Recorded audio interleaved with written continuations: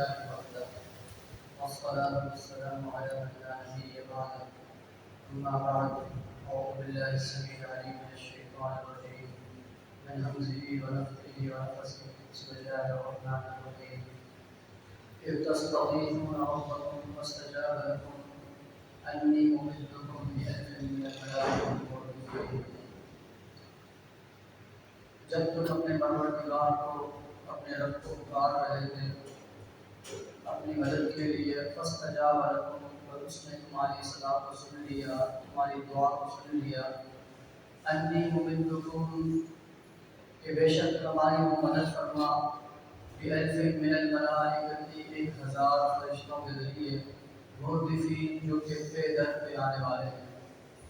اس آیت کا ایک شان نزول ہے. وہ شان نزول جنگ بدر کے واقعے سے ملتا ہے. حضرت عمر رضی اللہ تعالیٰ عنہ فرماتے ہیں کہ جب جنگ بدر لگنے والی تھی تو صحابہ کرام اپنی عسکری قوت کی وجہ سے اپنی طاقت کو کمزور سمجھتے ہوئے بہت پریشان تھے.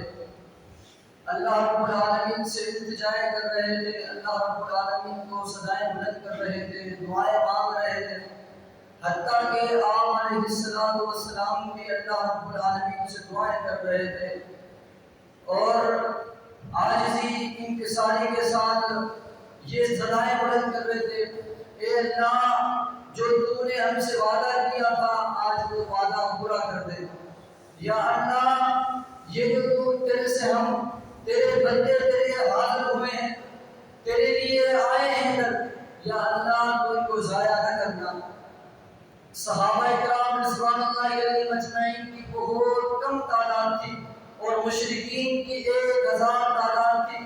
حضرت ابوبکر صدیق رضی اللہ عنہ فرماتے ہیں اللہ کے رسول علیہ السلام یہ دعائیں مانگ رہے تھے، التجائے کر رہے تھے، حتیٰ کہ آپ صلی اللہ علیہ وسلم کے کندھوں سے چادر گر گئی اور حضرت ابوبکر رضی اللہ عنہ گئے، آپ صلی اللہ علیہ وسلم کی چادر کو اٹھایا اور اس چادر کو آپ صلی اللہ علیہ وسلم کے اوپر اوڑھا اور آپ صلی اللہ علیہ وسلم کے گلے لگ گئے اور کہنے لگے: اے اللہ کے رسول صلی اللہ علیہ وسلم، اللہ رب العالمین آپ کو کبھی بھی ضائع نہیں کرے گا، اللہ رب العالمین آپ کو کبھی بھی تنہا اور اکیلا نہیں چھوڑے گا.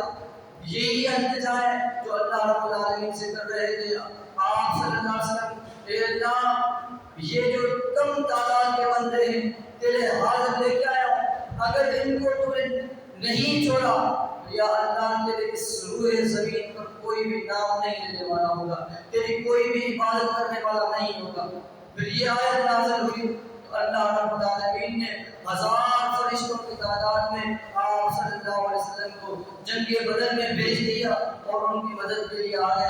حضرت جبریل علیہ السلام کے بارے میں آتا ہے جس طرح ہم جنگی سامان لے کر اپنی جنگ کی صف پہ کھڑے ہوتے ہیں، حضرت جبریل علیہ السلام بھی اسی طرح آگے کھڑے ہو گئے اور ان کے بارے میں یہ آتا ہے کہ اللہ کے رسول صلی اللہ علیہ وسلم کہنے لگے: کہ اللہ کے رسول، جو جنگ بدر کے اندر صحابہ کرام رضوان اللہ علیہم موجود ہیں، وہ آپ کیا سمجھتے ہیں؟ وہ یہ سمجھتے تھے کہ اس روئے زمین سے سب سے افضل ترین لوگ وہ ہیں جو جنگ بدر کے اندر شریک ہوئے تھے. تو اسی طرح حضرت جبریل علیہ السلام کہنے لگے تو ہم بھی فرشتوں کو جو جنگ بدر کے اندر شریک ہوئے سب سے افضل ترین فرشتوں میں شمار ہوتے ہیں.